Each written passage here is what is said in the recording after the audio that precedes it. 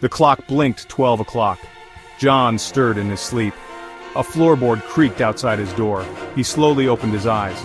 His room was dark, lit only by the moon outside his window. John sat up in bed. He listened intently. The sound came again, slow and deliberate. Someone or something was outside his bedroom door. His heart pounded in his chest. He threw off his covers and stumbled to his feet. Each step was hesitant, filled with dread. He reached for his phone on the nightstand. His hand trembled as he fumbled for the light switch.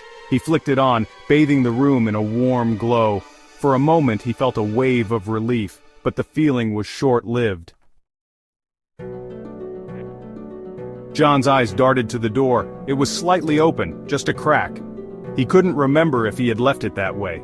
He strained to hear any sound from the hallway beyond. Silence. He took a deep breath and forced himself to move.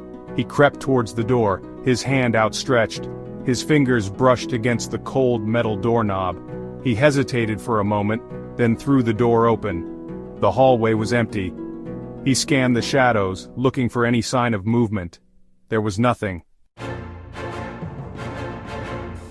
John stood frozen, his blood turning to ice. He couldn't shake the feeling that he was being watched.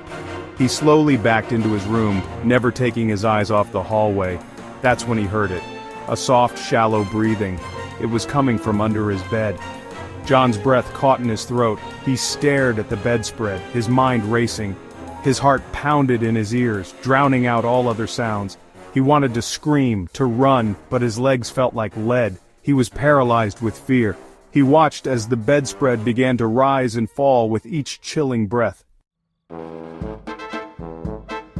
Suddenly a bright light filled the room.